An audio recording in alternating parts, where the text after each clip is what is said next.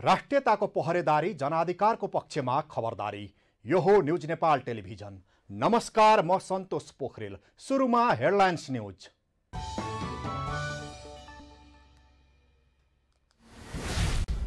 प्रतिनिधि सभाका सभामुखको अधिकार कटौती गर्न सत्ता पक्षका सांसदहरूद्वारा नियमावलीमा संशोधन दर्ता। सभामुखले आफू खुसी निर्णय गरेको आरोप।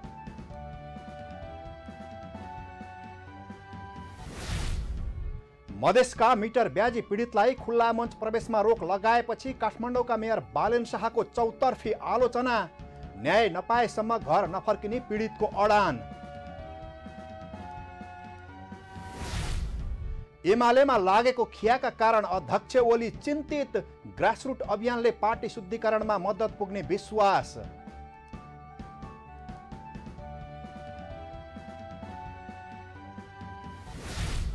सिन्धुलीमा जंगली हात्तीको आतंक रोक्न तीनै तहका सरकार उदासीन। मृतकको संख्या प्रत्येक वर्ष बढ्दै बाली जगाउन किसानलाई सकस।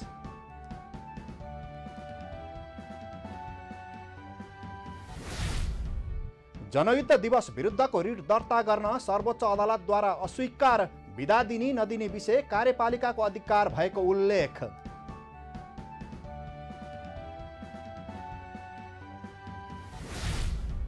घानाको पूर्वी क्षेत्रमा दुईवटा बस एक आपसमा ठोक्किँदा 9 जनाको मृत्यु, 11 जना घाइते।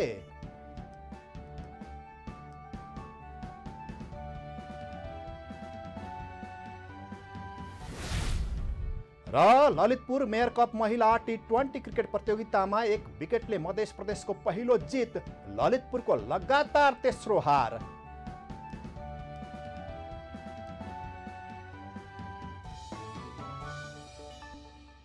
अब न्यूज विस्तारमा। सुरु गरौं प्रतिनिधि सभाका सभामुखको अधिकार कटौती गर्न नियमावलीमा संशोधन दर्ता भएको प्रसङ्गबाट। सत्तारूढ दलका सांसदहरूले सभामुखको अधिकारलाई खुम्च्याएर कार्यव्यवस्था परामर्श समितिलाई बलियो बनाउने गरी प्रतिनिधि सभा नियमावलीमा संशोधन दर्ता गराउनु भएको छ। नियमावलीमा 18 जना प्रतिनिधि सभा सदस्यहरूको संशोधन प्रस्ताव दर्ता भएको छ। पछिल्लो समय दलका प्रमुख सचेतकसँग भएको सहमति विपरीत सभामुखले आफू खुसी बैठकको मिति निर्धारण गरेपछि सभामुखको भूमिकाबारे झस्किनुभएका सत्तारूढ दलका सांसदहरूले कार्यव्यवस्था परामर्श समितिलाई अधिकार सम्पन्न गर्ने गरी सभामुखको अधिकार कटौती गर्न लागि पर्नु भएको हो। उहाँहरूले बैठकका एजेन्डा, मिति लगायतका सबै निर्णय कार्यव्यवस्था परामर्श समितिबाट गर्ने गराउने गरी संशोधन प्रस्ताव दर्ता गराउनु भएको छ।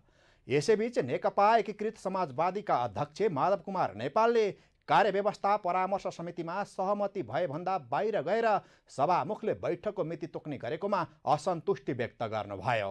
अब त्यो कुन बिन्दुमा पुगेको छ मलाई थाहा छैन, तर यसबीचका केही कामहरू अलि आलोच्य रहेका छन्।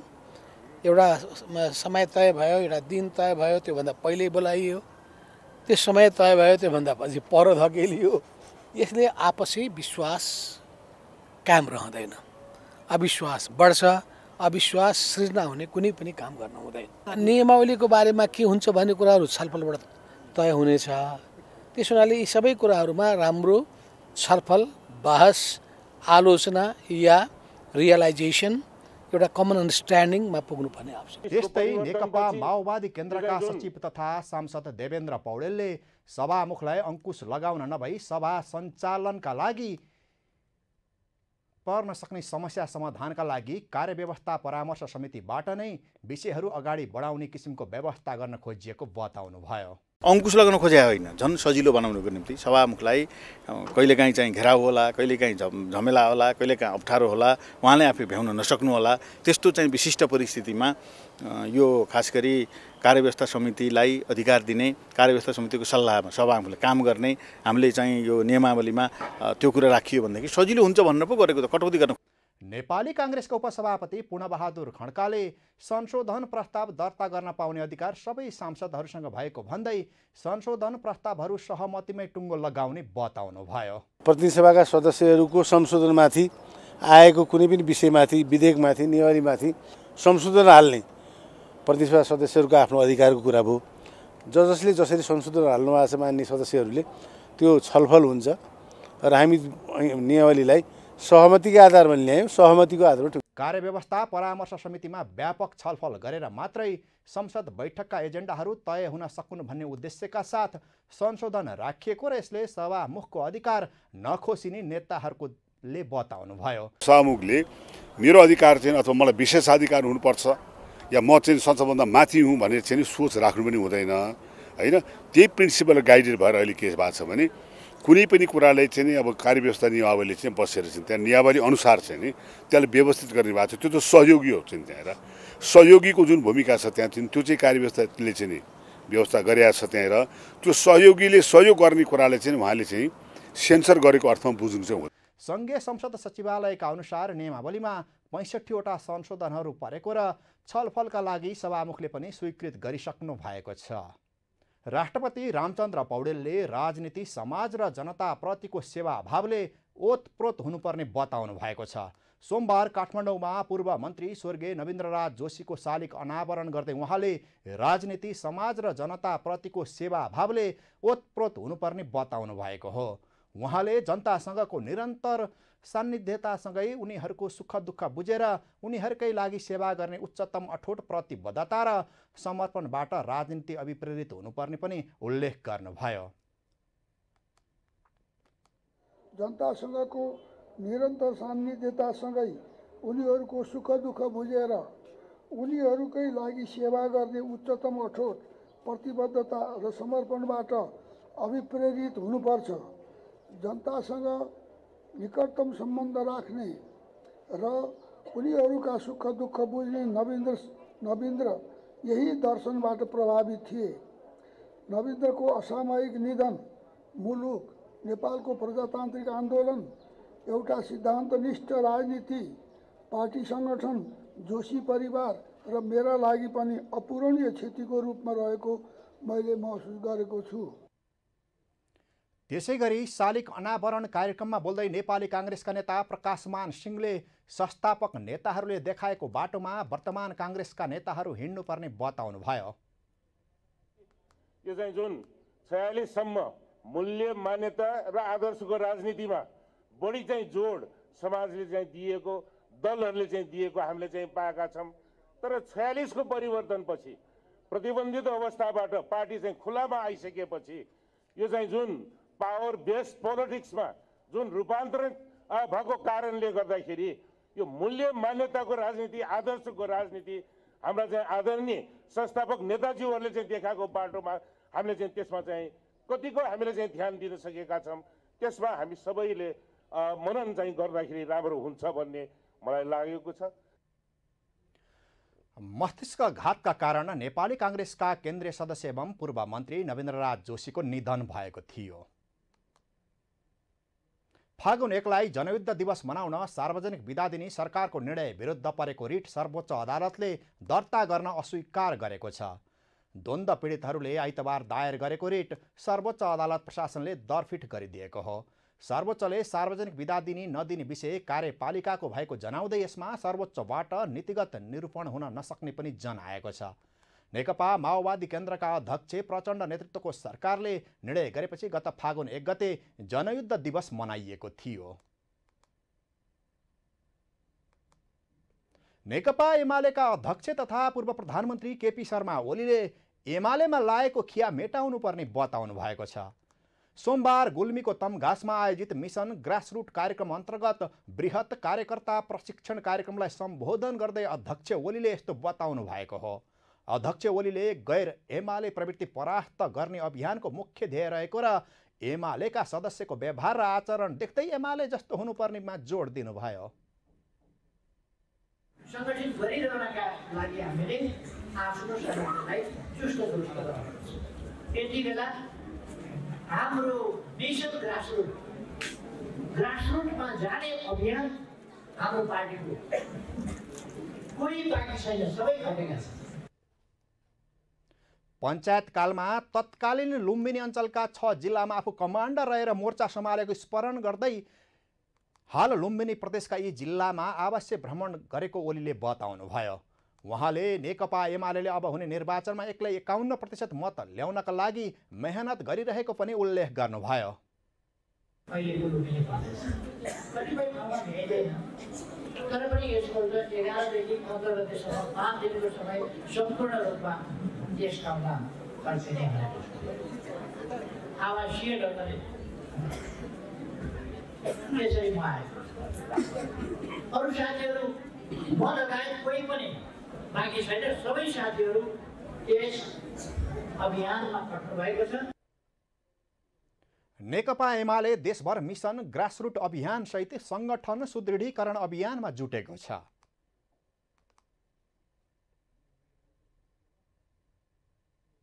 एघार दिनसम्म हिँडेर काठमाडौँ आएका मिटर ब्याजी पीडितहरूले खुल्ला मञ्च अगाडि प्रदर्शन गरेका छन्।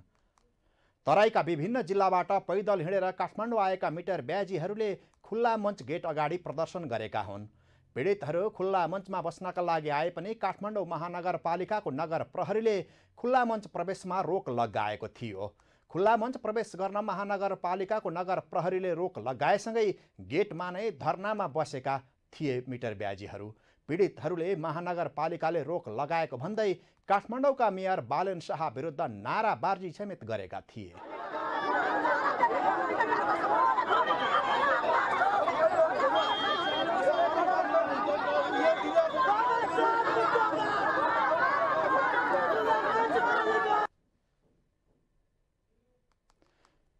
खुल्ला मञ्चमा विरोध कार्यक्रम गर्दै मेयर शाहको चौतर्फी आलोचना पनि गरेका थिए।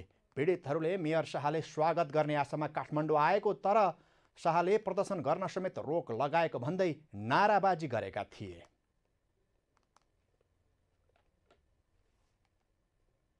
महोत्तरीको बर्दिवासबाट झण्डै 11 दिन पैदल यात्रा गरेर हेटौँडा हुँदै काठमाडौँ आएका मिटर ब्याजी पीडितहरू यति बेला धरनाको तयारीमा छन्। आइतबार काठमाडौँ आइपुगेका उनीहरूले सोमबार काठमाडौँको खुल्ला मञ्चमा बसेर धरना दिने योजना बनाएका थिए, तर त्यो योजना काठमाडौँ महानगरपालिकाका मेयर बालेन शाहले चकनाचुर पारेका छन्। हेरौँ यो रिपोर्ट।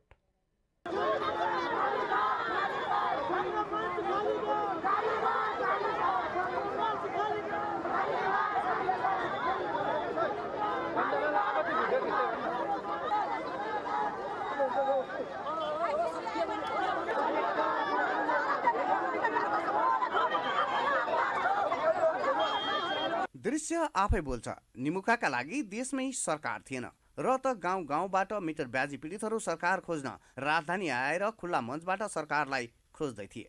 तर काठमाडौँ महानगरपालिकाले मिटर ब्याज पीडितलाई खुल्ला मञ्चमा बसेर सरकार खोज्न समेत अनुमति दिएन। तराई मूलका महानगर पिता बालेन शाहका नगर पुलिस थिए पीडितलाई खुल्ला मञ्चमा तगारो हाल्नेहरू।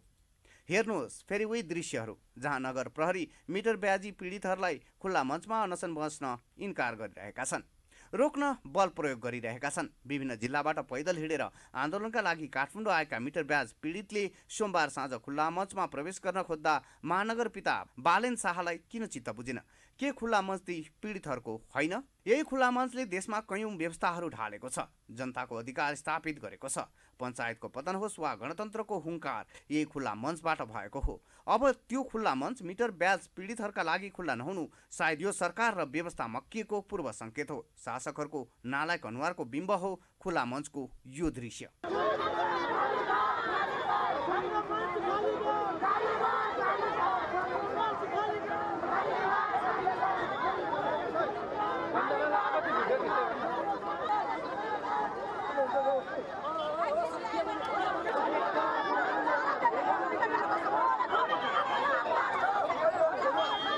महानगरपालिकाका मेयर बालेन शाहले मिटर ब्याज पीडितलाई पशुपति धर्मशालामा बस्न आग्रह गरेको तर नमानेको बताउनु भएको छ। रत्नपारको अगाडि रानी पोखरी बाहिरको क्षेत्रमा बस्न महानगरपालिकाले मिटर ब्याज पीडितलाई आग्रह गरेको हो, तर मिटर ब्याज पीडितहरूले खुल्ला मञ्चमा नै बस्ने भन्दै खुल्ला मञ्चको गेट बाहिर प्रदर्शन गरिरहे। निमुखाहरूलाई खुल्ला मञ्चमा विरोधका लागि स्पेस नदिएर महानगर पिता बालेनले महानगरको शान बढाएका हुन् कि भुइँ मान्छेको स्वाभिमानमाथि दावा बोलेका हुन्?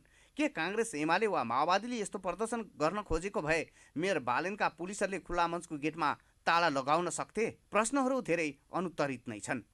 फेरि कहीँ नभएको जात्रा महानगरका मेयर बालेनले मिटर ब्याज पीडितहरूप्रति एकीबद्धता रहेको भन्दै उनीहरूको माग पूरा गर्न सरकारलाई आग्रह गरेर पनि थप्नु भएको छ। के मेयरको काम विज्ञप्ति जारी गरेर आन्दोलनकारीलाई समर्थन जनाउने हो? निर्वाचनमा मेयर नैतिकता, जिम्मेवारी र सामाजिक उत्तरदायित्व अन्तर्गत नै पीडितको आन्दोलनप्रति उहाँले एकीबद्धता जनाउनु भएको हो। निर्वाचित मेयरका पदीय मर्यादा, सीमा र दायित्व यस्तै हुन्छन् कि क्या हो? एकातिर आन्दोलनकारी जनलाई खुला मञ्चमा ताला लगाउने, अर्कोतिर आन्दोलनमा एकीबद्धता जनाएर क्रान्तिकारी जानिने यो कस्तो द्वैध चरित्र हो महानगर पिताको? मेयर बालेनको यो सबै शैली र कर्मले उहाँलाई कठै सिवाय के भन्न सकिन्छ र? खुल्ला मञ्च हरेक नेपालीको विद्रोहको मैदान हो। खुल्ला मञ्च एक पीडितको पीडाको आँसु छार्ने आँगन हो। त्यसमा यो वा त्यो बहानामा कुनै पनि शासकले ताला लगाउनु भनेको ती शासकले शासकीय लेन छाडेर जनताको भाषा बुझ्न छाडेको पूर्व जनाउ घन्टी हो। यो जनता त यो देशको अझै शक्ति हो। शासकहरूले समयमा नै बुझे उनीहरूकै भलो हुँदो हो नि नहुँदो हो र? Bureau report, news Nepal television, Kathmandu. Meter ब्याजी पीडितलाई रोक लगाइएको प्रसङ्गपछि फेरि पनि काठमाडौँका मेयर बालेन शाहकै कुरा। काठमाडौँ महानगरपालिकाले सार्वजनिक जग्गा मिचेर निर्माण गरिएका अनधिकृत संरचना 7 दिनभित्र हटाउन चेतावनी दिएको छ। तर तोकिएको समय अवधिमा नहटाइए महानगर आफैले ती संरचना हटाउने र त्यसरी हटाउँदा लाग्ने खर्च निर्माणकर्ता स्वयंबाट भुक्तान गराइने महानगरले जनाएको छ। मेयर बालेन्द्र शाह अनधिकृत संरचना हटाउन तम्सिएपछि फेरि काठमाडौँमा प्रदर्शन सुरु भएको छ। हेरौँ यो रिपोर्ट। केही महिना अघि पनि काठमाडौँ महानगरपालिकाका मेयर बालेन्द्र शाह थापाथली स्थित बागमती किनारको सुकुम्बासी बस्ती हटाउन डोजर लिएर पुग्दा स्थिति निकै तनावग्रस्त भएको थियो।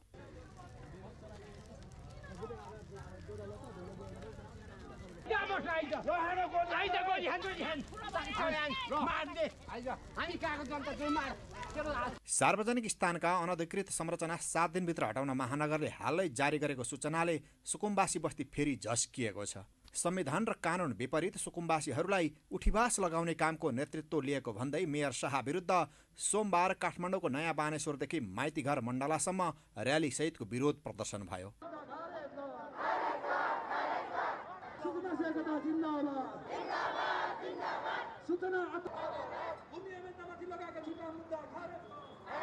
नदी बहाव, नदी उकास, नदी किनार र नदी करिडोरको सार्वजनिक क्षेत्रमा अनधिकृत रूपमा निर्माण भएका संरचना हटाउन भन्दै महानगरले सूचना निकालेपछि विरोध प्रदर्शन भएको हो। घाँस, बाँस र कपास मान्छे भएर जन्मेपछि पाउनुपर्ने आधारभूत अधिकार हो। काठमाडौँ महानगरले सुकुम्बासी बस्तीसहित सार्वजनिक स्थानका अनधिकृत संरचना खाली गर्ने भनेपछि सुकुम्बासी बस्तीमा बस्नेहरू फेरि मेयर बालेन शाह विरुद्ध गाली गलौजमा उत्रन भएको छ। महानगरपालिकाको चाहिँ ऐन मार्फत चलाउन सक्ने क्षमताको कमजोरीको उपज हो। त्यसलाई त्यसको विरुद्धमा उहाँहरू चाहिँ अपरिपक्वताको पराकाष्ठा पनि हो। किन जनताकै निम्ति उहाँहरू गरिबको बोलिदिने कोही छैन चमेली भन्दै आएका मेयर बालेन शाह आज यो सुकुम्बासी उठिवास गर्दै सूचना प्रकाशन गर्छन्। गरिबको बोलिदिने कोही छैन को छ? बालेन शाहले भने होइन हामीले। त्यसकारण अहिले हामीले के कुरा गर्न खोजेको भन्दाखेरि परिवर्तनको पक्षमा, न्यायको पक्षमा, स्वतन्त्रताको पक्षमा हामीले चाहिँ आन्दोलन गरिरहेका छौँ। संविधान कानुन विपरीत भूमिहीनहरूलाई जग्गा धनी पूर्जा दिनुको साटो उठिवास लगाउने प्रयास काठमाडौँ महानगरपालिका र मेयर शाहले गरिरहे कडा आन्दोलनमा जान बाध्य हुने संयुक्त राष्ट्रिय सुकुम्बासी मोर्चा नेपालले चेतावनी दिएको छ। हुन त सरकारले सुकुम्बासीको समस्या समाधान गर्ने भन्दै 9 मङ्सिर 2047 सालमा तत्कालीन आवास तथा भौतिक योजना मन्त्री बलबहादुर राईको अध्यक्षतामा पहिलो पटक सुकुम्बासी समस्या समाधान आयोग गठन गरेको थियो। त्यस यता सुकुम्बासीका समस्या समाधान गर्न भन्दै धेरै आयोग गठन गरिए, तर सुकुम्बासीका समस्या समाधान भएनन्। सरकार फेरि एपछि नयाँ आयोग गठन गरिन्छ। दलका कार्यकर्तालाई नियुक्ति पत्र थमाइन्छ। आयोगसँग नेपालमा कति परिवार भूमिहीन छन् भन्ने एकिन तथ्याङ्क समेत छैन। काठमाडौँको सुकुम्बासी बस्तीको व्यवस्थापन डोजर आतङ्कले समाधान हुँदैन, विकल्प सहितको व्यवस्थापन आवश्यक छ। Bureau report, news Nepal television, Kathmandu. News नेपालमा अब पालो भएको छ ब्रेकको। ब्रेक अघि हेडलाइन्स न्युज।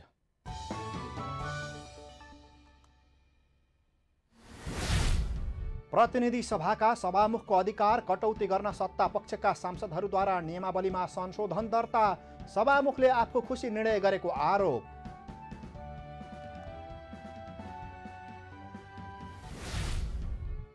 मधेसका मिटर ब्याजी पीडितलाई खुल्ला मञ्च प्रवेशमा रोक लगाएपछि काठमाडौँका मेयर बालेन शाहको चौतर्फी आलोचना, न्याय नपाएसम्म घर नफर्किने पीडितको अडान। एमालेमा लागेको खियाका कारण अध्यक्ष ओली चिन्तित, ग्रासरुट अभियानले पार्टी शुद्धिकरणमा मद्दत पुग्ने विश्वास।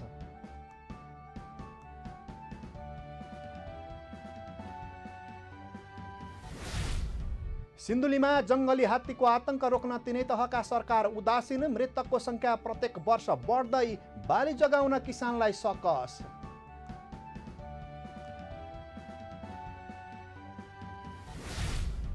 जनयुद्ध दिवस विरुद्धको रिट दर्ता गर्न सर्वोच्च अदालतद्वारा अस्वीकार, बिदा दिनी नदिने विषय कार्यपालिकाको अधिकार भएको उल्लेख।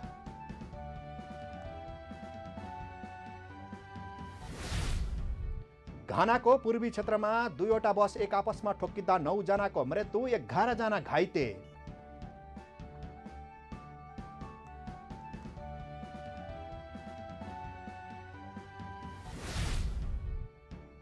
र ललितपुर मेयर कप महिला T20 क्रिकेट प्रतियोगितामा 1 विकेटले मध्य प्रदेशको पहिलो जित, ललितपुरको लगातार तेस्रो हार।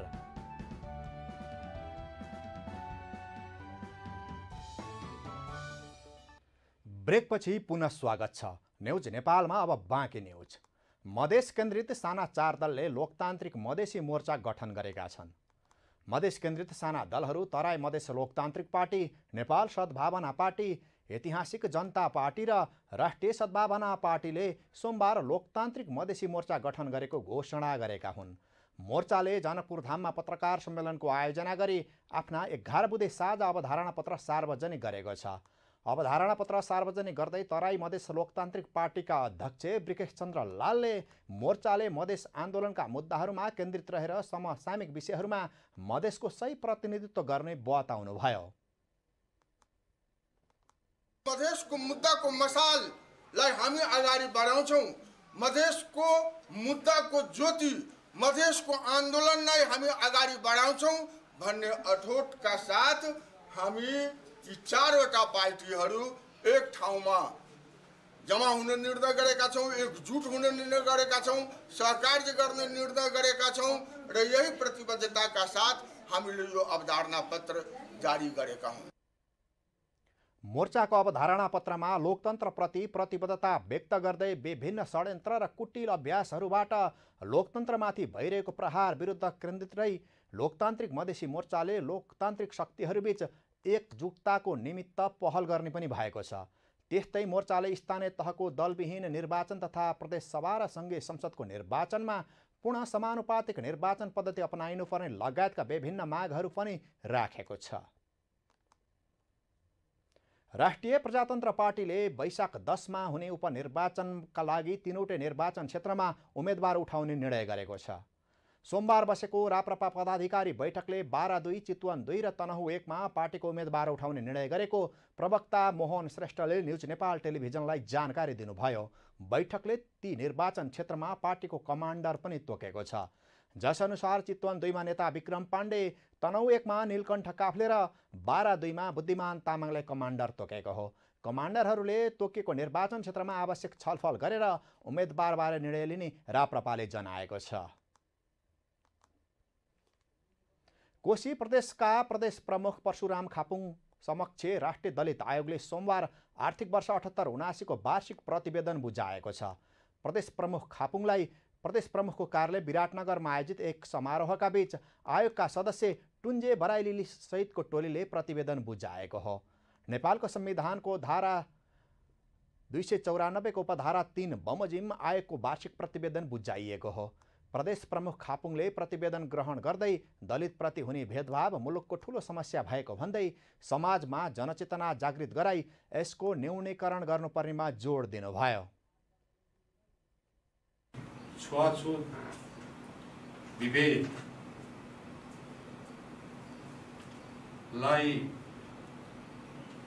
वर्जित गरे तापनि त्यसलाई मुलुकले, समाजले, समुदायले सार्थक रूपमा लागू गरिसकेको स्थिति होइन। यो दलितहरूको मात्रै समस्या होइन, यो सिङ्गो मुलुकको समस्या हो। त्यसक्रममा आयोगका सदस्य टुन्जे बराइलीले भारतमा 21औं शताब्दीमा समेत दलित भएकै कारण अपहेलित कुटिनुपर्ने मारिनुपर्ने जस्ता घटना दोहोरिरहेको भन्दै चिन्ता व्यक्त गर्नुभयो। संस्कृति पर्यटन तथा नागरिक उड्डयन मन्त्री सुदन किरातीले देश सोचे भन्दा फरक रहेको बताउनु भएको छ। सोमबार काठमाडौँमा आयोजित 62औं रङ्गमञ्च दिवसको अवसरमा आयोजित कार्यक्रमलाई सम्बोधन गर्दै यस्तो बताउनु भएको हो। उहाँले देश जहाँ छोयो त्यही नै फाटेको भन्दै गुनासो समेत गर्नुभयो। उहाँले बेरोजगार भएर मात्र विद्यार्थीहरू विदेश जाने नगरेको भन्दै नेपालको शिक्षामा नै विष हालेको बताउनुभयो। 12 क्लास पढेपछि विद्यार्थीहरू विदेश जान्छ, नेपाल छोडेर अरबौं पैसा लगेर विदेश जान्छ र भाडा माग्छन्। किन जान्छन् होला विद्यार्थीहरू भनेर सोद्धाखेरि मान्छेले भन्थे र म पनि भन्थे रोजगार छैन। हामी त बेरोजगार भएर मात्रै गएका रहेनौँ। सुख सुविधापूर्ण जीवन छोडेर पनि विदेश जानुको कारण हाम्रो शिक्षामा विष परिसकेको, स्वदेशको सपना मरिसकेको छ। हाम्रो शिक्षामा, हाम्रो संस्कृतिमा हामी विदेशको भिसा लागेको दिन हाम्रो घरमा पार्टी चल्छ, भोट चल्छ। स्वदेश छोडेर जाँदैछौँ भन्ने कुरामा कुनै गुनासो छैन। भनेपछि हाम्रो संस्कृति र शिक्षामा हाम्रो स्वदेशी सपनाको मृत्यु हुने विष हामीले हालिसकेका छौँ। मन्त्री किरातीले नेपालमा स्वदेशी सपनालाई मर्न नदिने गरी काम हुन जरुरी रहेको पनि बताउनु भयो।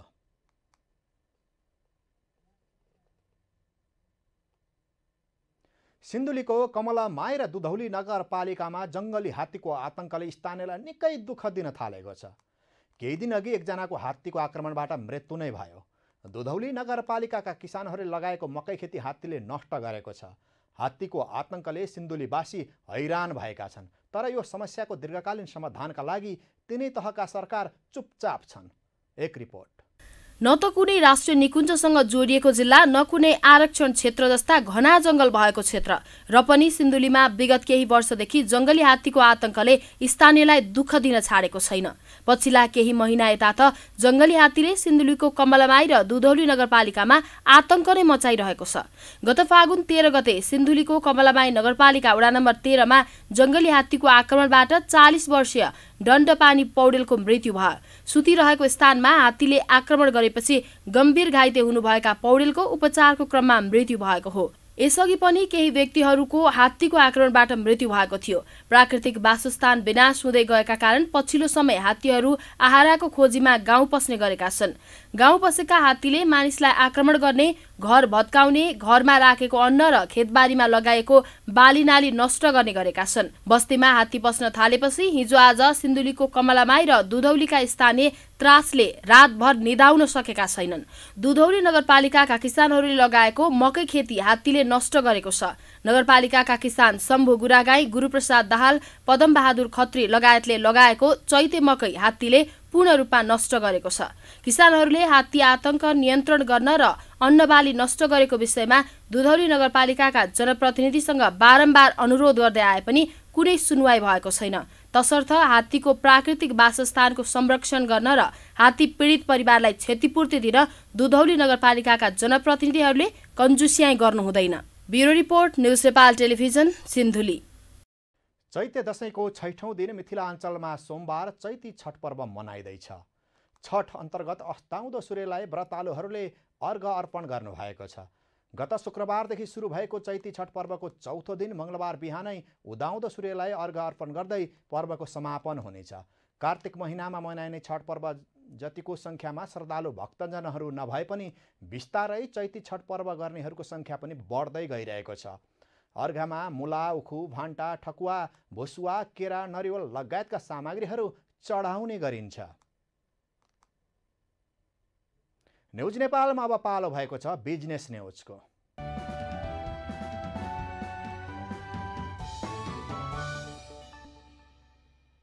सरकारले इम्पोस्ट नम्बर प्लेटलाई नेपालीमा राख्ने कार्ययोजना अघि बढाएको छ। उपप्रधानमन्त्री एवं भौतिक पूर्वाधार तथा यातायात मन्त्री नारायण काजी श्रेष्ठले सो जानकारी गराउनु भएको हो। सोमबार मन्त्रालयको कार्यप्रगति विवरणबारे जानकारी दिन मन्त्रालयमा आयोजित कार्यक्रममा बोल्दै उहाँले प्रधानमन्त्री पुष्पकमल दाहालको समेत निर्देशनमा सो कामलाई सुरु गरिएको पनि स्पष्ट पार्नुभयो। इम्पोस्ट नम्बर अहिले अङ्ग्रेजीमा छ। सरकारी तहमा पनि नेपाली समाजमा पनि धेरै पटक यो नेपालीमा राख्नुपर्छ भनेर पनि बहस हुने गरेकै हो। प्रारम्भमा त्यसबारेमा प्रक्रिया पनि अगाडि बढेकै हो। तर विविध कारणले गर्दाखेरि, विविध पक्षहरूका कारणले गर्दाखेरि त्यो कुरा हुन सकेन र अहिले अङ्ग्रेजीमा छ। तर हाम्रो मन्त्रालयले अहिले प्रधानमन्त्री समेतको परामर्श र निर्देशनमा इम्बोस नम्बर प्लेटलाई नेपालीमा पनि राख्ने कार्ययोजना अगाडि बढाएको छ।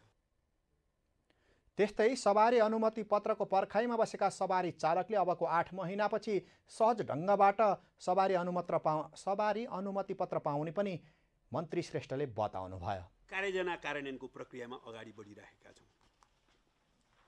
बढीमा 3 नभए 7 दिनभित्र लाइसेन्स दिने गरी कार्ययोजना बनाएर अगाडि बढ्ने प्रक्रियामा छौँ। तर त्यो कहिले लागू हुन्छ फेरि भ्रम नपरोस् भन्दाखेरि यो कार्यान्वयन हुन हाम्रो अहिलेको अनुमान अनुसार 8 महिना लाग्ने देखिन्छ। सरकारले अर्को प्रिन्टिङ मेसिन खरिद्ने गरेर लाइसेन्स वितरणलाई प्रभावकारी बनाउन लागेको हो। फ्लोरिकल्चर एसोसिएसन नेपालले 24औं फ्लोरा एक्सपो गर्ने भएको छ। सोमबार एसोसिएसनले पत्रकार सम्मेलन गर्दै चैत्र 17 देखि 20 गतेसम्म 24औं फ्लोरा एक्सपो काठमाडौँको भेरकुटी मण्डपमा आयोजना गर्न लागेको जानकारी दिएको हो। पत्रकार सम्मेलनमा बोल्दै मेला संयोजक शिवबहादुर खड्काले पुष्प व्यवसायको विकास र विस्तार तथा प्रवर्धन गर्ने उद्देश्यले फ्लोरा एक्सपो गर्न लागि बताउनुभयो। उहाँले एक्सपोमा 62वटा व्यावसायिक स्टल, 3वटा अफिसियल स्टल, 10 प्रतियोगिता प्रदर्शनी र 2वटा फुड स्टल सहित 80 स्टल रहने बताउनुभयो। यस मेलाको नारा स्वच्छ वातावरण तथा आर्थिक समृद्धिको लागि पुष्प व्यवसाय भन्ने रहेको यहाँलाई जानकारी गराउँदछु।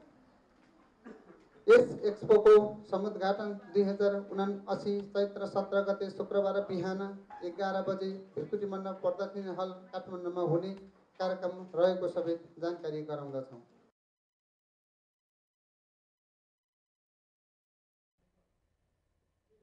त्यस्तै एसोसिएसनका अध्यक्ष मिनबहादुर तामाङले अहिलेसम्म 45वटा स्टलहरू बुकिङ भएको बताउनुभयो। उहाँले प्रदर्शनीमा सरकारको कुनै पनि सहयोग नभएकाले विगतको भन्दा स्टलमा 5000 रुपैयाँ वृद्धि गरिएको पनि जानकारी दिनुभयो। स्टल मात्रै बुकिङ भएको अवस्था छ, 15वटा स्टल अझै बुकिङ हुनै बाँकी छ र यो पटक चाहिँ राज्यले हामीलाई त्यस्तो किसिमको ठोस कुनै पनि सहयोग नरहेको पुष्प विकास केन्द्रबाट मात्रै थोरै, यो चाहिँ बागमती प्रदेश मन्त्रालय अन्तर्गतको निकाय, त्यहाँबाट मात्रै थोरै सहयोग रहेको कारणले गर्दाखेरि हामीले स्टल भाडामा चाहिँ गत वर्षको भन्दा 5000 वृद्धि गरेका छौँ। प्रदर्शनीमा प्रवेश गर्नका लागि विद्यार्थीहरूलाई 100 र अन्यलाई 150 रुपैयाँ तोकिएको छ। न्युज नेपालमा अब पालो भएको छ इन्टरनेसनल न्युजको।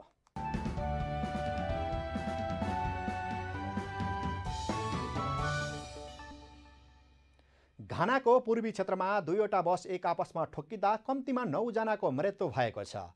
घाना नेसनल फायर सर्भिसका अनुसार यात्रुवाहक बस विपरीत दिशामा जाँदै गरेको अर्को बससँग अर्का कुमासी राजमार्गको बोन्सु नजिकै एक आपसमा ठोक्किँदा उक्त दुर्घटना भएको हो। दुर्घटनामा 2 महिला र 7 पुरुषसहित 9 जनाको घटनास्थलमा मृत्यु भएको घाना प्रहरीले जनाएको छ। त्यसैगरी घाइते भएका 11 जनाको किबीको सरकारी अस्पतालमा उपचार भइरहेको छ। मृतकको पहिचान हुन बाँकी छ। दुर्घटनाको कारणबारे अनुसन्धान भइरहेको छ। न्युज नेपालमा अब पालो भएको छ स्पोर्ट्स न्युजको सहकर्मी दीक्षा राईको साथमा।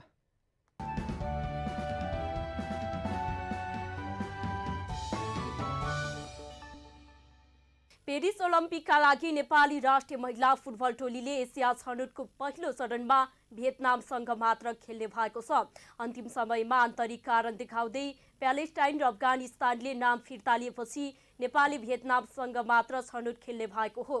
प्रतियोगिता त्रिपुरेश्वरी स्थित दशरथ रङ्गशालामा हुनेछ। नेपालले चैत 22 र 25 गते भियतनामसँग प्रतिस्पर्धा गर्ने तालिका रहेको छ। एन्फाले 2 खेलका टिकट दर पनि तोकेको छ।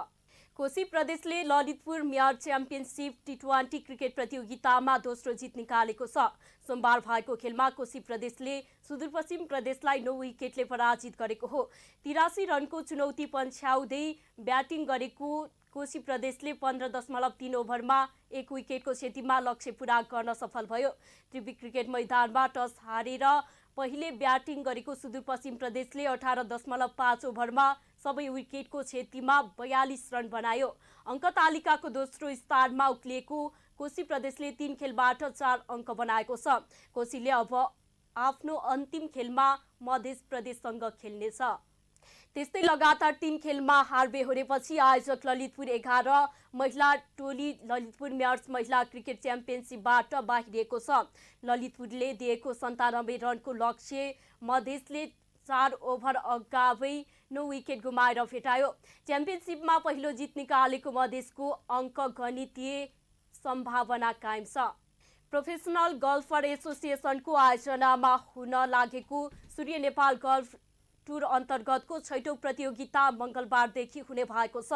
काठमाडौँमा सोमबार एसोसिएसनले पत्रकार सम्मेलन गर्दै प्रतियोगिता शुक्रबारसम्म आयोजना हुने जनाएको हो। रोयल नेपाल गल्फ क्लबमा हुने 4 दिने प्रतियोगिता 72 होलको हुनेछ।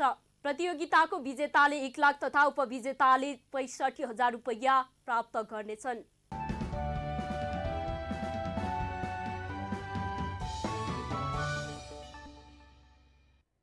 धन्यवाद दीक्षाजी। स्पर्श न्युजसँगै हामी न्युज बुलेटिनको अन्त्यमा आइपुगेका छौँ। जाँदा जाँदै हेडलाइन्स न्युज पुनः एकपटक।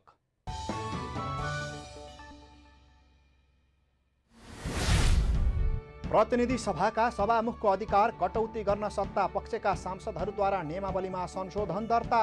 सभामुखले आफू खुसी निर्णय गरेको आरोप।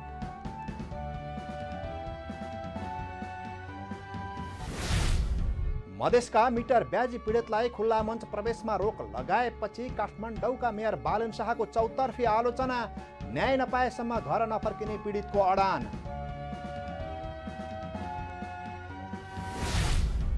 एमालेमा लागेको खियाका कारण अध्यक्ष ओली चिन्तित। ग्रासरुट अभियानले पार्टी शुद्धिकरणमा मद्दत पुग्ने विश्वास।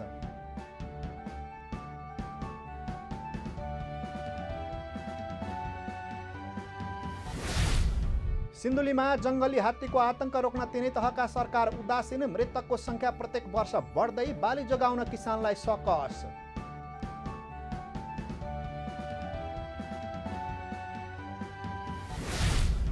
जनयुद्ध दिवस विरुद्धको रिट दर्ता गर्न सर्वोच्च अदालतद्वारा अस्वीकार। बिदा दिने नदिने विषय कार्यपालिकाको अधिकार भएको उल्लेख।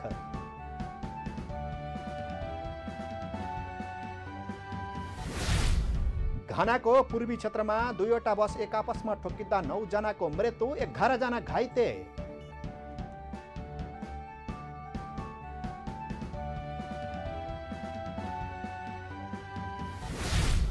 र ललितपुर मेयर कप महिला T20 क्रिकेट प्रतियोगितामा 1 विकेटले मध्य प्रदेशको पहिलो जित। ललितपुरको लगातार तेस्रो हार।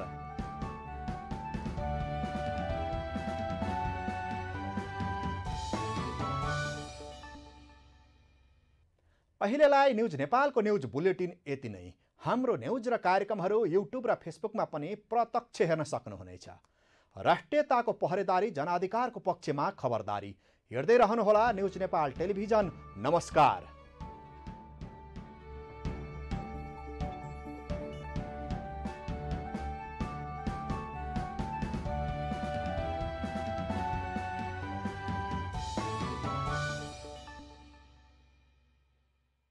News Nepal television prime news का साथ में एनएलजी इंश्योरेंस कंपनी लिमिटेड, सबैको सुरक्षा एनएलजी को इच्छा। Harisiddhi family resort, Harisiddhi Lalitpur, a filled with heavenly pleasure. Hotel Sara Pokhara, luxurious hospitality. United firm and mattresses industries private limited, Sitapaila Kathmandu, 9801167733, 0140395005. Himalayan White House International College. Make your decision worth it. This Home Fibernet.